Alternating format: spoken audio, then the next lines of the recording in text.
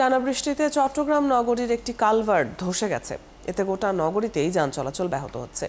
বুধবার সন্ধ্যা থেকে সারা রাত বৃষ্টি হয় চট্টগ্রামে। ভোর ৫টার দিকে বায়েজিদ এলাকার অক্সিজেন মোড়ে একটি কালভার্ট ধসে যায়।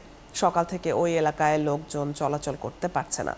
নগরীর আমবাগান আবহাওয়া অফিস জানায়, সকাল ৯টা পর্যন্ত ২৪ ঘন্টায় ৮১ মিলিমিটার বৃষ্টি হয়। এর ফলে নগরীর চান্দগাঁও, চকবাজার, হালিশহর, আগ্রাবাদ সহ নিম্ন এলাকায় জলাবদ্ধতার কারণে যানবাহন চলাচল ব্যাহত হচ্ছে।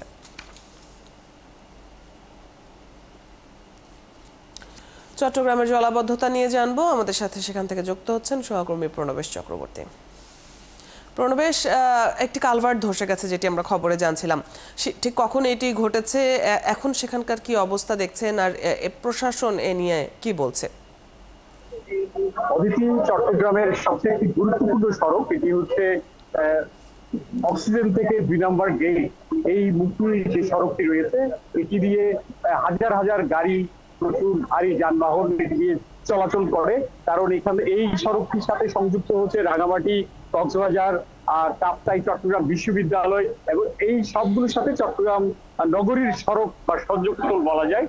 তো এইরকম একটি গুরুত্বপূর্ণ সড়ক এবং আশপাশে অনেকগুলো ইন্ডাস্ট্রিয়াল এলাকা রয়েছে, ফলে খুবই গুরুত্বপূর্ণ সড়ক। এই সড়কটি যেহেতু কালকে রাত থেকে প্রচুর বৃষ্টিপাত হয়েছে, এই বৃষ্টিপাতের ফলে এইখান দিয়ে যে পানি প্রবাহ সেটি যখন যায়, এই যে কালভার্ট, এই কালভার্টটি সেই পানি প্রবাহ ধারণ করতে না পারার কারণে এটি ধসে পড়ে।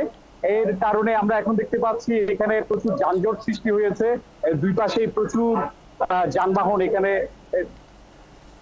যানজটের কারণে মানুষের ভোগান্তি চলছে। এলাকাবাসী যেটা বলছেন যে এই কালভার্টটি অনেক পুরনো এবং এটি এর আগেও প্রায় বছর দুয়েক আগেও এখানে এরকম ফাটল দেখা গিয়েছিল, কিন্তু সেই সময় প্রশাসন কিংবা কর্তৃপক্ষ কোনো ধরনের ব্যবস্থা নেয়নি। এবার যখন গত রাত থেকে টানা বৃষ্টিপাত হয়েছে, তখন বৃষ্টিপাতের কারণে এই পানির চাপের কারণে এই পুরো কালভার্টটি, গুরুত্বপূর্ণ সড়কের কালভার্টটি ধসে পড়েছে। এখন এখানকার মানুষের ভোগান্তি বেড়েছে, দুর্ভোগ বেড়েছে, যানজট চলছে, দূর দূরান্তের মানুষ প্রচুর কষ্টের মধ্যে আছে।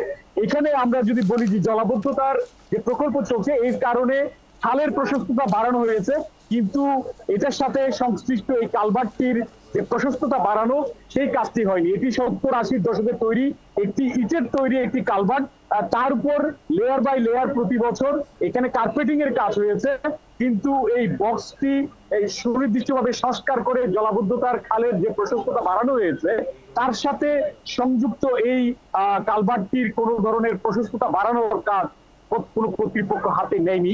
এই কারণে এই ধসটা হয়েছে বলে এখানে যারা বিশেষজ্ঞ রয়েছেন তারা বলছেন। এবং চট্টগ্রামের সীমাহীন ভোগান্তির পরিস্থিতি সৃষ্টি হয়েছে। প্রণবেশ, যা আপনার কথা থেকে বুঝছিলাম, আপনি এই বিষয়ে খোঁজ খবর রাখছেন নিশ্চয়ই। বিস্তারিত খবরাখবর পরবর্তীতেও আমরা জানবো। দর্শক, চট্টগ্রাম থেকে সহকর্মী প্রণবেশ চক্রবর্তী